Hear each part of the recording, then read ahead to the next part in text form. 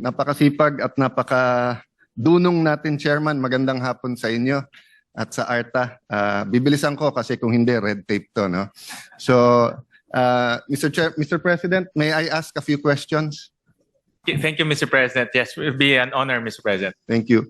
Pwede po preliminary lang, then I'll give a short preface para pilitin ko ikliin talaga. Tama po ba that ARTA covers all departments, all agencies, instrumentalities of government?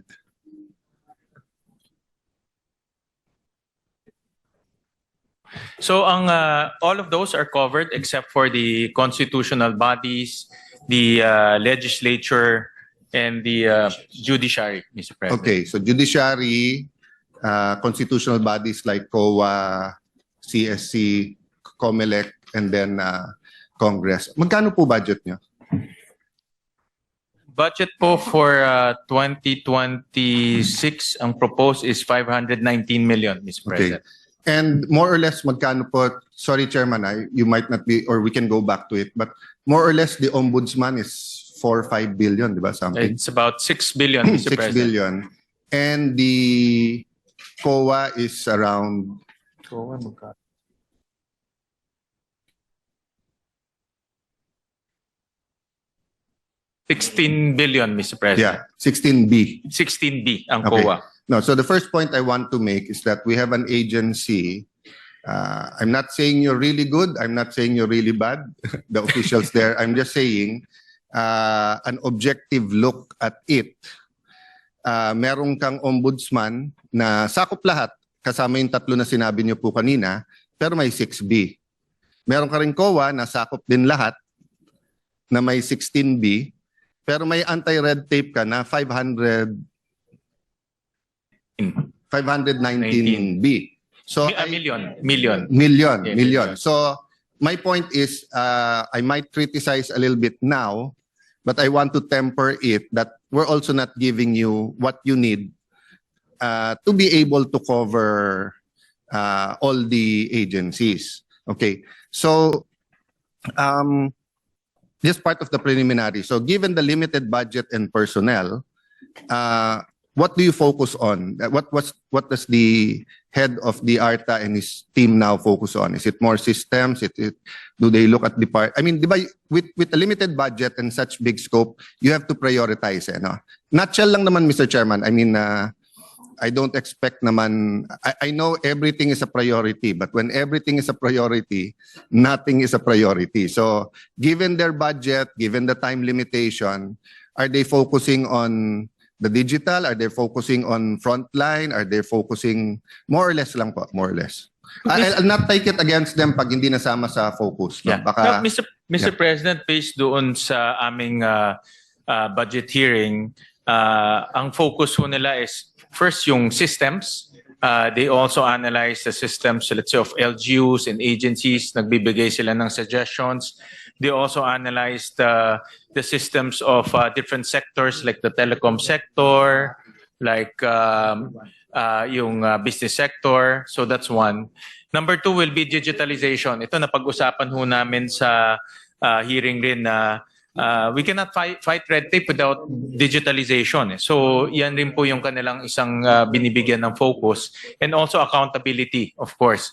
So meron ho silang mga accountability mechanisms to make LGUs, NGAs, and government agencies accountable if they are not fighting red tape.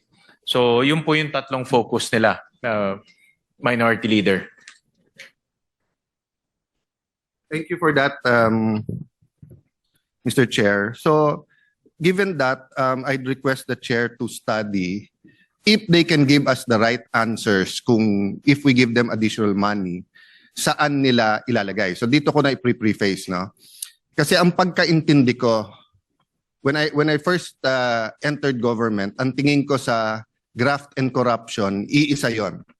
So, whether it's bribery, direct, indirect bribery, malversation, humingi ka ng projects, graft and corruption yon.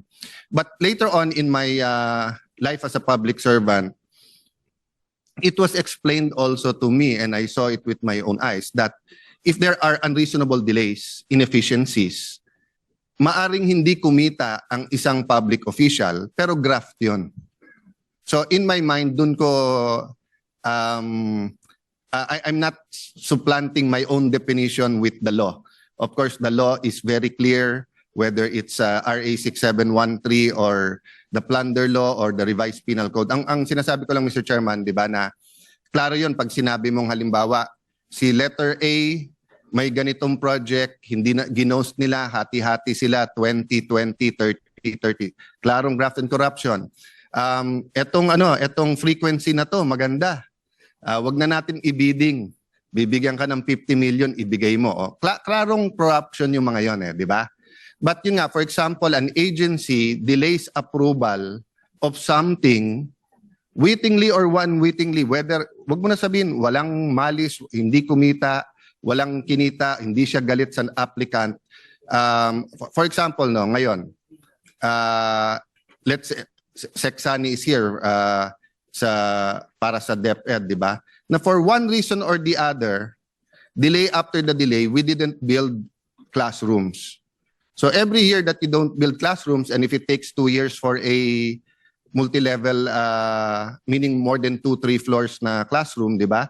Every year may students kang nagsasuffer, di ba? Or kaya wala pa tayo sa discussion na to sa DPWH pa, pero ang flooding will continue. Pero kung wala tayong flood control funds next year, walang mag-a-accuse sa atin ng graft because it's our discretion whether we put it or not, whether we put flood control money or not.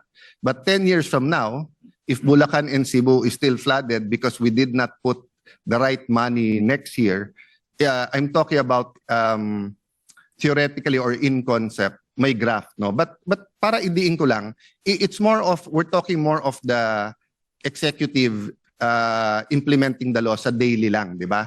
So, magtatayo, let's say, ng joint venture ang PhilHealth at isang laboratory, pero from the barangay to the city hall to whatever, instead of they can build in 6 months, they build in 2 years, di ba? 1.5 year ang nawala sa tao yung serbisyo na ibibigay sana ng PhilHealth, no? So my point is, if we keep saying that prevention is better than cure, bakit mas malaki ang pera na binibigay natin sa watchdog at saka sa taga-prosecute, sa COA at saka sa ombudsman, kaso sa dito sa magpre-prevent, di ba? So I'll stop there, and that's the good news side of my questions. I'll try not to masyadong bad news, but konting neutral, no? So sa World Bank po kasi meron silang business registration efficiency. In 2020, Philippines required 33 days to start a business. 13 procedures, the score was 71.3.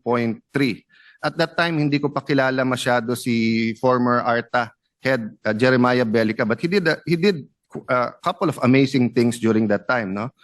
So, contributing to the rank of 95th. But in 2024, 2025, kung kailan natigil naman yung pandemic, business-ready indicators now show 75 days for domestic firms and 106 days for foreign firms, signaling worsening bureaucracy and slower interagency process.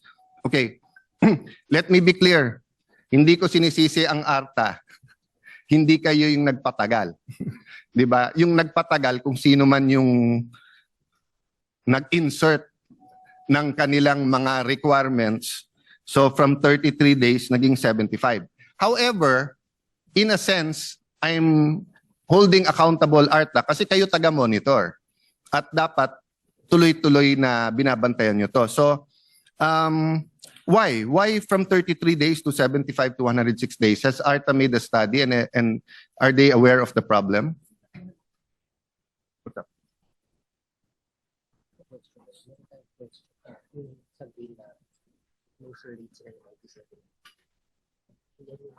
Dito po sa Be Ready business Be Ready report, nasa second quintile tayo, top 40% of the 50 economies. Admittedly ho, malayo ho yan, top 40 meaning nasa kalahati lang ho tayo. Ang target po ng ARTA is to become hopefully top 20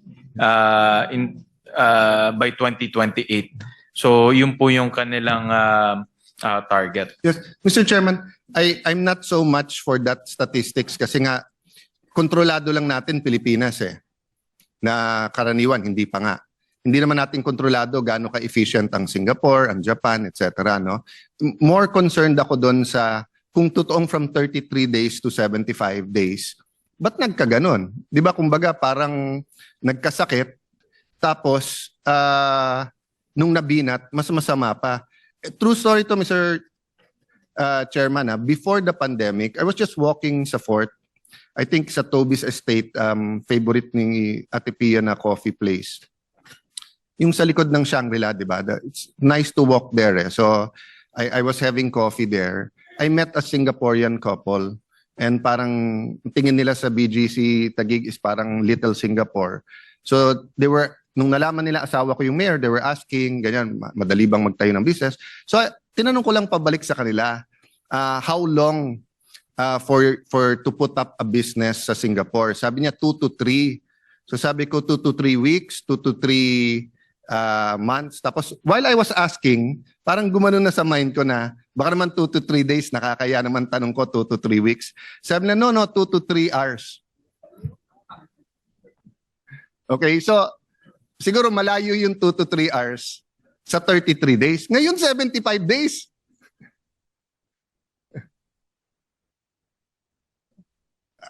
I mean, if you are as shocked as I am, we don't have to finish this now and today. But can you prioritize that? Kasi, you know, it's a cycle. If we collect more, if there's more business, you collect more taxes, more people have jobs, we will spend less on, diba? Anyone making a lot of money will not go to public health centers, will not go to public school. Then we can also give you more money. But is there, I mean, Mr. Chairman, are they as shocked as I am here, or is there some kind of, I mean, suddenly ba may bumagal lang ba, or may nag-add ng mga requirements? Bakit naging ganito? Or have we talked to the World Bank to ask them apples to apples ba tong 2020 nila na 13 procedures, 33 days? Paano talaga naging 75 days? Tapos pag foreign firms, no? Alam niyo po, Mr. President, I think, I don't know the specific statistics now, but at one point in time, I think Singapore got 40 to 70% of all American investments in Southeast Asia.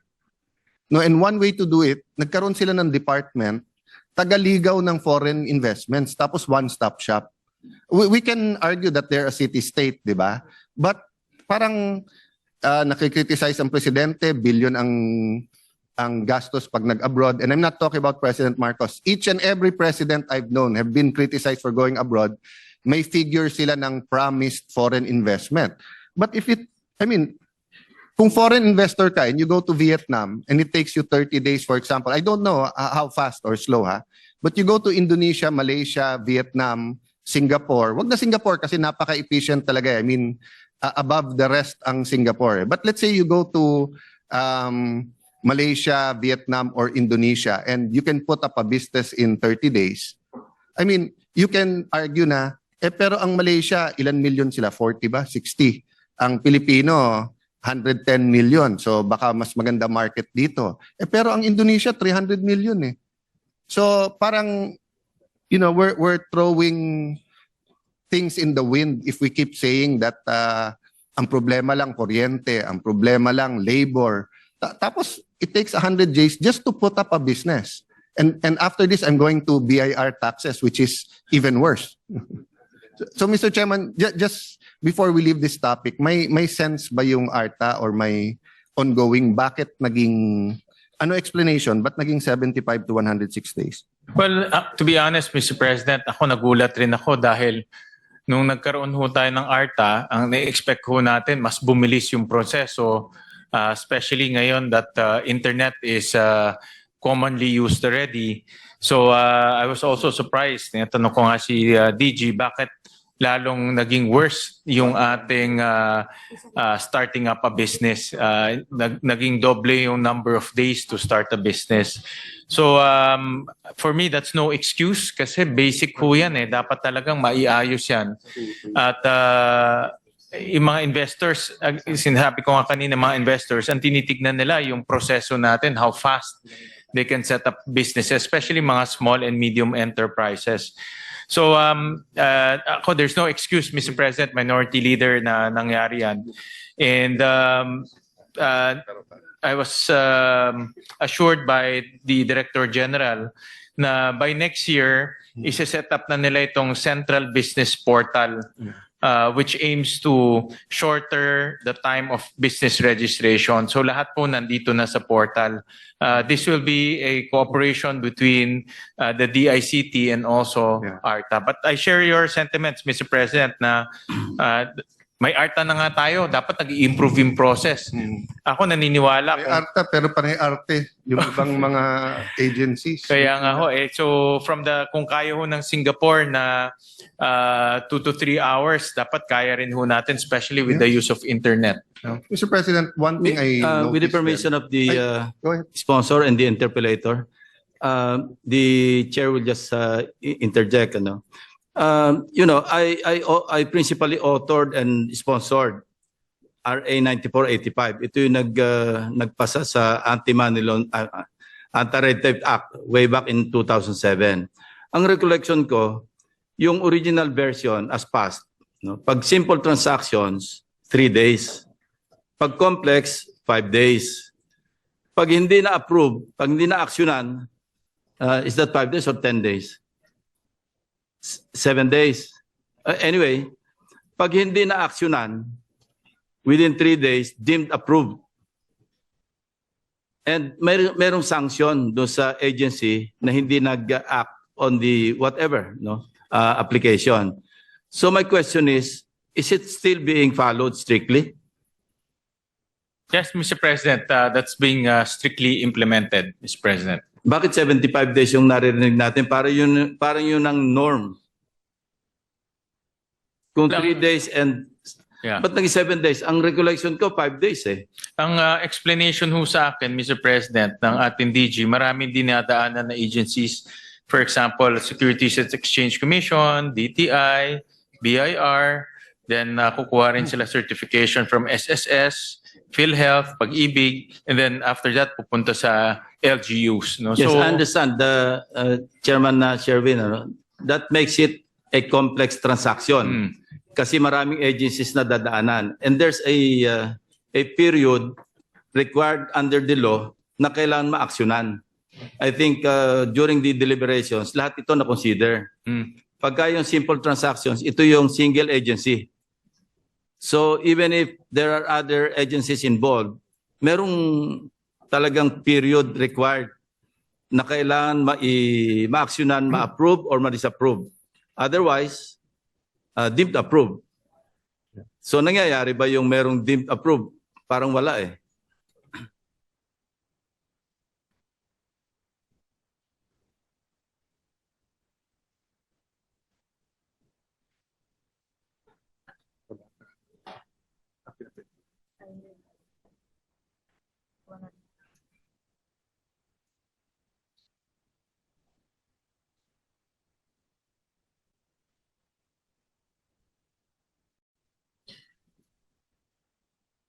the way I understand it, Mr. President, yung deemed approved, meron pong dalawang requirements. The payment of fees and also the documentary requirements. As long as itong dalawang requirements are fulfilled, pwede hong matrigger yung deemed approved, Mr. President. But in practice, sabi sa akin, DG, it's being practiced po. But you need to have those two requirements, Mr. President. Thank you. Distinguished Minority Leader and the sponsor. Thank you very much. No, actually, I should thank you, Senator, and honor you. I remember that time kasi katabi ko ata si Joel Villanueva nung siya nag-sponsor sa House, nung nag-thank you sa inyo, nung eventually napasa kasi it's an anti-red tape bill but there was resistance eh. Di ba? Maraming mga agencies who were giving their reasons. And that's my point later eh, yung when do you delay the whole permit because may dahilan yung ibang agencies sa iba. but just reflecting sa sinabi ni Senator Lacson, is it possible that if it is a complex transaction, you identify who is the primary agency? Diba? So, kasi let's go through it. For example, he's putting up an ice plant. So from the barangay to the city, DTI, then let's say it's a corporation, SEC. I don't know ngayon kung ang alam ko yung ice plant ngayon wala nang franchise. Nung araw may congressional franchise pa yan. So let's say kailangan ng ECC because of the area, 'di ba? Tapos depende kung nasaan ka, may ibang mga permits. If you identify the city or the SEC as the primary, then sila ang magbibilang nung 20 days, 'di ba? Kasi kung hindi, ang mangyayari barangay. So pag sinabing 3 days or 2 days, deemed approved. Ang problema pagpunta ng city, anong tatanggapin nila na deemed approved? Kasi usually ang dala nila yung application tapos may date, tapos away pa sa city. Hindi boss, hindi binigay so deemed approved. So that will take a day or two. Assuming mabilis din yung city, di ba? So that's why nag-accumulate yung ano ba yung rule? 3720. Di ba? Wag niyong itataya yan. 3720. Hindi tumatama kaya wag niyong itataya. Hindi nga tumatama, hindi nagagawa, no?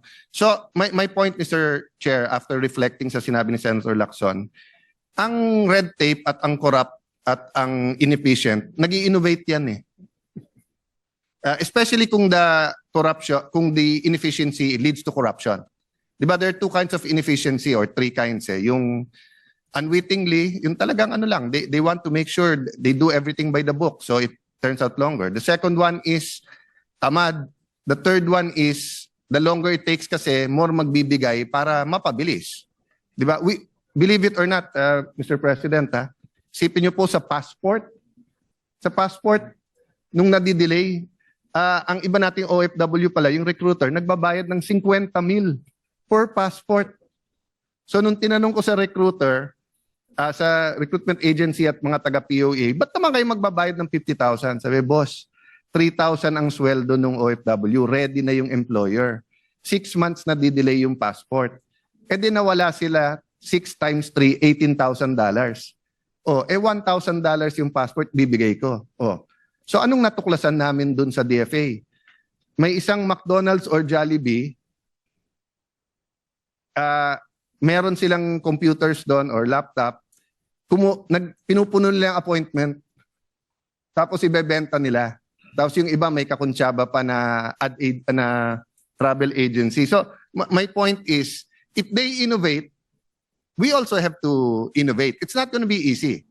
But your job is not to make it easy your job is to make it easy for people. Your job, nakakainis man minsan, di ba? I mean, kung mayor ako or secretary ako ngayon, maaring inis ako sa ARTA. But that's your job, to make them uncomfortable so that people will be comfortable. Di ba? Kasi to my second point, doon sa 2024 World Bank study, Be Ready, B as in beta, report shows that although Philippines ranked 16th in regulatory framework pillar, which is good, it performed poorly in public service operational efficiency pillars, weak performance in areas such as business entry competition, frontline public service deliveries, etc., etc. Di ba? So, well, ang questions na nandito, why,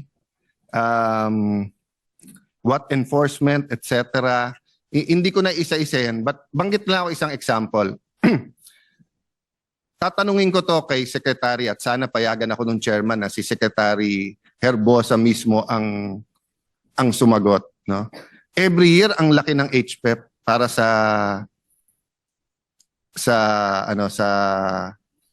health centers. Every year nag-aagawan, ayaw nila i-itemize. So siya nagsasabi kung kanino mapupunta. And then after 2-3 years, nakalamsam yun di ba correct? I mean, Meron pong annex, Mr. President.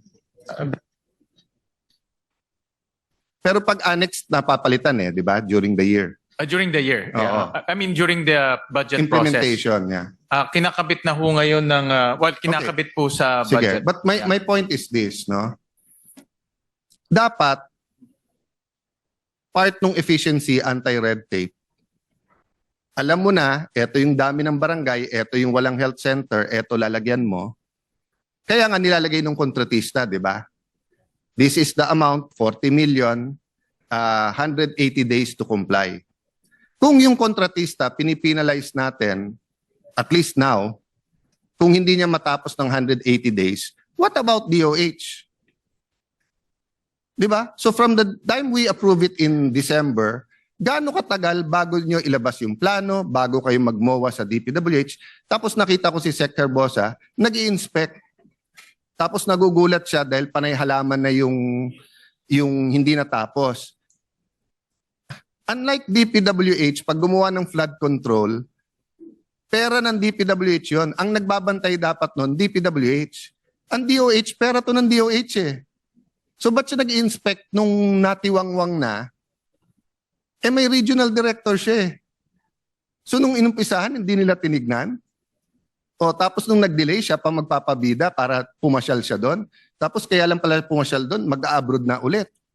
Actually, akala nung DFA secretary siya. Mas marami pa ata siyang abroad sa DFA. No, but seriously, Arta, I don't want you to impeach the whole cabinet, but my rule, in areas that I have authority, no, that's not much areas, but like in my office, simple ang rule ko. Hindi ako naghahanap ng sasampulan. Si Senator Lacson maraming sinasampulan kahit na nung chief PNP pa siya. Ako ang rule ko, ayoko. Pero wag ka mag-volunteer. So kung may secretary na kayo na nagbo-volunteer na kasi palpak lahat ng ginagawa, delayed ang vaccines, hindi umaabot on time. Yung nilalabas ng gamot, nag-expire na. Yung health center hindi tumatakbo. Tapos sisisihin niya local government. Wala daw doktor. Ba't mo binigyan ng health center? Si Sec. Sani Angara nandyan sa likod. Hindi magbibigay yan ng school na walang lupa. So pag sinabi ko, boss, pengen naman para sa Taguig, may lupa ba? Yes. Of course, siya naglalagay ng plantilla, kaya alam niya pag meron o hindi. Siyempre, tatanungin niya, may estudyante pa. Baka naman bukid yon na napakalaki na wala.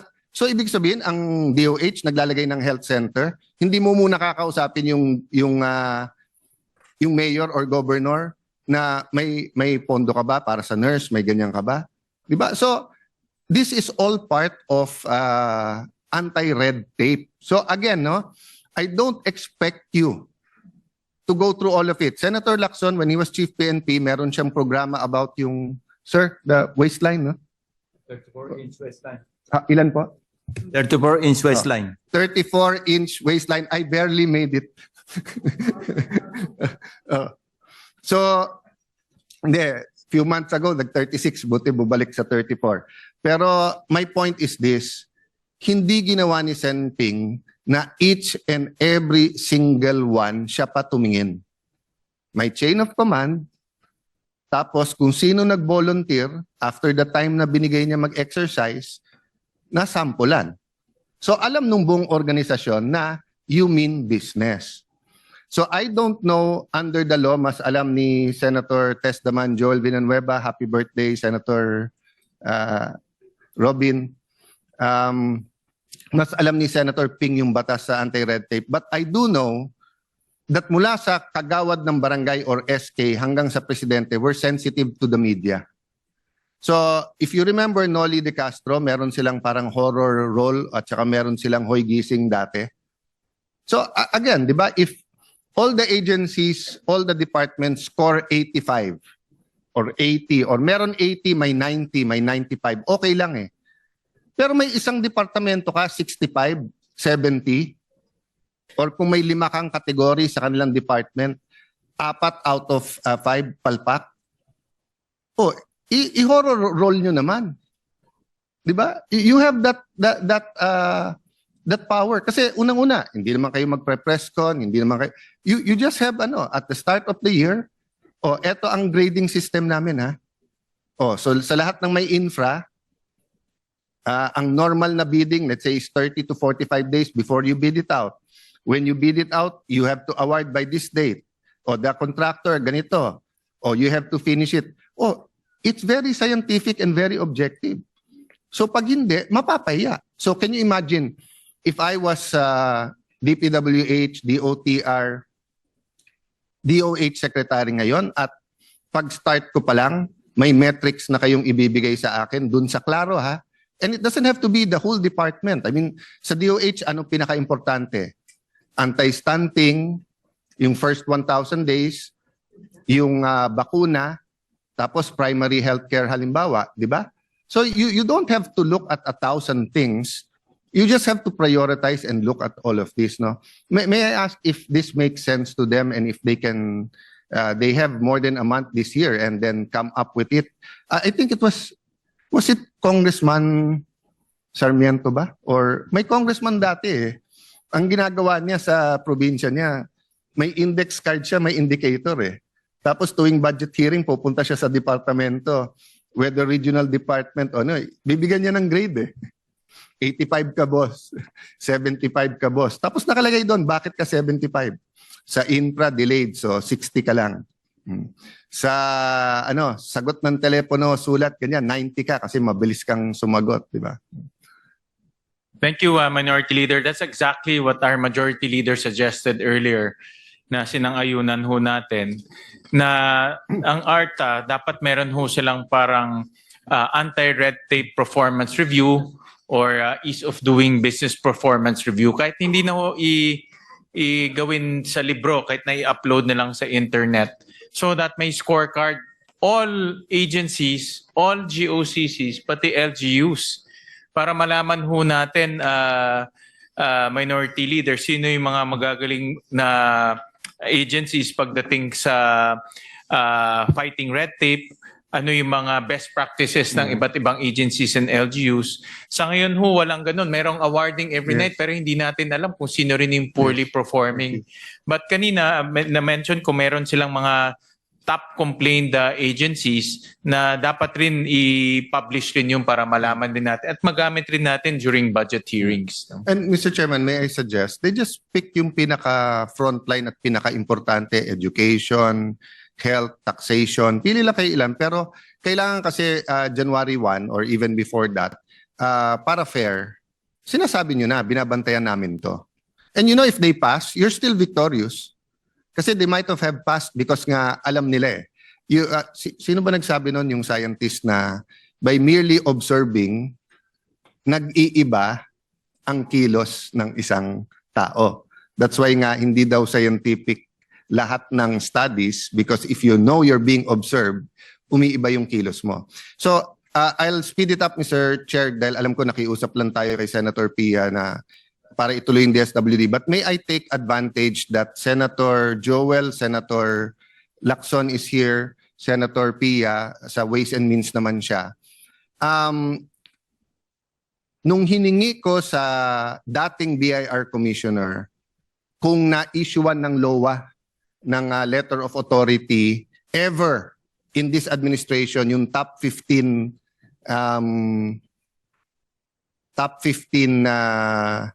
contractors, sabi niya kailangan executive session. Kailangan naman mag-move tayo para dun lang. Kaya sabi ko nga sa kanya, I think Senator Marcoleta pa ang chairman nun, sabi ko, baka naman pwedeng 5 minutes break, officially it's an executive session, iabot mo sa amin. No? The reason why I ask this, kasi lahat halos ng businessman, maliit, medium, malaki na nakausap ko, pati oligarchs, nalulunod daw sila sa LOA. So so I wanted to find out, is it everyone, including yung contractors or iba lang? And I think it was Senator Erwin Tulfo and there was another, mga 3 senador yung nag-bring up nung sa LOA sa BIR. Senator JV has been active on it lately, I've been mentioning it in general. Yung former BIR commissioner, I saw him just before the SONA, I think this last SONA. At sinabi ko, pare, grabe na ang reklamo sa LOA. At saka dati, isang LOA, isang taon. So isang LOA, isang luha. Ngayon daw, iyak ng iyak parate. And di ba na kung iiyak sila kasi nga, they underpaid. Di ba? So kung sila nandaya na LOA ka, buti nga sa'yo. Di ba? Pero kung normal course of business at may mga kailangan kayong i-reconcile, so let me go down then, either mag-react ka ngayon yung ARTA sir or later on ha. So halimbawa, pinatawag ng BIR. Sir, parang may mali sa final mo. Anong mali? Ito. So usually, yung accountant at sila, magpapakitaan yan. Ang sagot daw kaagad ng BIR ngayon, again, hindi ko nilalata sa mga nanonood sa BIR, there are some really good people there. But I'm just talking about ito yung ingay sa business community. Imbis na ituloy yung usapan, meaning ilolowa ka ngayon. Okay. Pag nilowa ka ngayon, theoretically, pwedeng buksan ang libro mo. Di naman bubuksan kaagad eh. Magne-negotiate kung paano. Pero dati daw, isang lowa lang sa isang taon. So kung halimbawa, nalowa ka dahil sa income taxes for 2023. Okay. As soon as matapos mo daw, minsan hindi pa tapos, yung lowa ng 2023 for business, for income tax, may lowa ka for 2024. For VAT naman. No? Okay. May mas masama pa doon. Meron palang department order ang DOJ na pag less than 6 years, yung penalty, imprisonment, check ko pa ho to but assuming tama yung mga sumbong sa akin. Pag less than 6 years, wala nang preliminary investigation. So nangyari yun sa Taguig. Tumawag sa akin yung isang businesswoman, sabi sa akin, Sir, may ganito, ganyan, pero natatakot yung brother ko, siya namamahala sa business kasi sa ibang lugar daw, bigla na lang warrant of arrest. So of course, I tried to assure them na in Taguig, we follow the law. Hindi under the mayor ang fiscal, judge, BIR, but we follow the law. Hindi naman pwedeng hindi mo alam, biglang may warrant of arrest ka pala. So I started looking into it. No, again, hindi Taguig per se, but in other areas. So ang ginagawa pala, ilolowa ka, so theoretically, you can look or isusupina ka. And under the law, pagka hindi ka nag-cooperate, may 1 to 2 years kulong na penalty. So if a file sa piskalya, piskalya, direct filing. Wala nang preliminary investigation. So doble, triple ang takot ngayon ng businessman. May lowa ka na, nabubuksan lahat ng libro mo, meron ka pang, pwede ka pang magkaroon warrant of arrest. Ito, masama. So halimbawa, nilowa ka. Tapos sinabi, makakapag-usap ka ba o hindi? Nag-usap.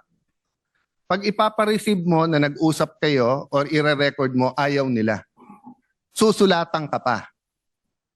Sinumbong ko kay Commissioner yon. Nangyari sa isa kong kapatid. May tinatanong, mali lang pala pagkasulat. Tatlong usap sila. Habang nag-uusap sila, yung accountant at siya, pinapakita yung dokumento, hindi tinatago, sinasabihan, sulat ng sulat, you're not responding. So sabi niya, paano ang not responding? Nandito sa harap ko yung taga sa'yo. So nagpadala siya ng sulat sa mismong RD. Ayaw i-receive. So in a sense, my friends sa ARTA, in a sense, it's not red tape, not in the sense na may sulat tapos hindi sinagot. Pero hindi sinagot ang Diba? So I don't know, this crosses over to corruption, so dapat ombudsman yan. But my point is this. You will be the star of the show, the life of the party, the unsung hero of 2026. If you can sit down, because it's the perfect timing, because we have a new commissioner and we have a new Secretary of Finance. And the Secretary of Finance, number one, came from the business sector, di ba? Number 2, ang pangalan niya, Go. So ayaw niya ng stop. Ayaw din niya ng red tape. Di ba? Go siya eh. So dapat mabilis. Okay. Having said that, Mr. President, Mr. Chairman, I don't know if we have time. But since in the middle of the budget ng DOF, pinalitan yung secretary at bago yung BIR, although nakasagot naman yung bagong BIR, I have high hopes dun sa bagong commissioner. The point is, nag-announce kagad si Secretary Go na ang kanyang priority is to go against tax evaders. I think part of that was to send a signal kasi mababa confidence sa markets natin. But syempre, kung maganda collection, I think itong fourth quarter, masama talaga ng growth natin. And not finger pointing, no? But ang problema, ang dating sa mga businessmen, dadagdagan ng luwa. Kasi di ba, going after tax evaders and doing it effectively, ang pera mapupunta sa gobyerno. I told that to I don't know if naalala ni Commissioner Kim Henares. Nung na-invite kami finally sa Malacanang, I was beside her and I told her, Ma'am, tuwid na daan, pero mas malaki ang napupunta sa ibang kolektor mo kaso sa tuwid na daan. Sabi niya sa akin, di magsumbong kayo. Sabi ko, Ma'am, sinong tangang businessman ang magsusumbong sa inyo? Lalo niyong itatax. Di ba? Any other agency, tayo here, no? The majority leader is here, Senator Amy is here, Senator Lacson. Halimbawa, actual na nangyari sa akin to, ha? BICAM to ng, I forgot what BICAM. May problema ako sa NCR PO. Katabi ko si Senator Drilon, Senator Ping, I don't know kung naalala niya. Sinabi ko, Senator Ping, eto yung sitwasyon, minidya, ganito, gustong tanggalin ng pulis. He gave me an analysis. Tapos sabi niya, eto options mo, Alan. You can write, you can call, di ba? So any agency halos, Chairman, magtutulungan, we call them, di ba? Pero sa BIR, ang hirap tumawag. Dahil pag tinawagan mo, baka akala pinapadrino mo eh. Baka akala, paano kung totoong tax evader yon? O paano kung talagang hindi ano yung libro, di ba? So my point is, in every crisis, there's a big opportunity. So for ARTA, there's a big opportunity to sit down with the Secretary of Finance and the new Commissioner of...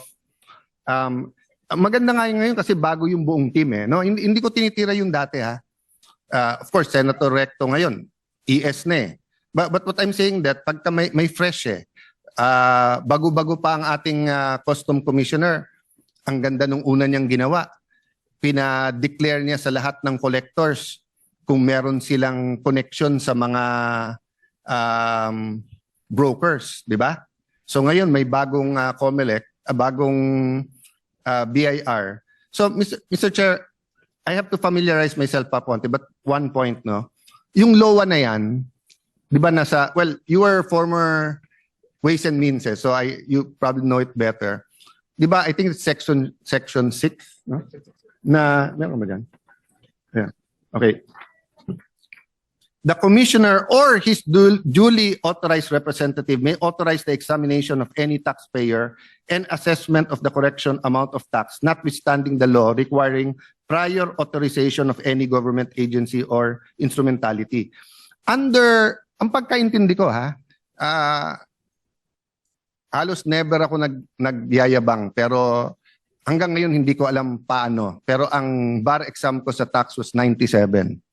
Baka kasi nga sobrang hina ko sa tax, nolyedo yung binasa ko, ganyang kakapal, no? Pero yung practice is much harder, okay? But sa kakabasa ko ng tax, kasi nga napraning akong bumaksak sa tax, 75 lang ang grade ko sa tax 1. Kaya ngayon natatandaan ko pa yung teacher ko na yon, pero 97 sa bar. Ang pagkaintindi ko kasi, pag naglowa ka, may sense ka na niloko yung mga libro eh. So it's an extraordinary measure. It's not an ordinary measure. Bakit po? Kasi pag nag-file ka, whether VAT yan or kung ano man, tinitignan na yan eh.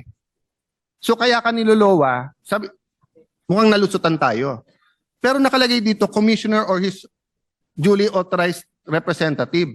Eh ngayon, halos lahat ng RD nag-i-issue ng LOA eh. So this is the reverse naman ng red tape. This is the reverse of a mayor, a secretary, a bureau head. na ayaw mag-delegate.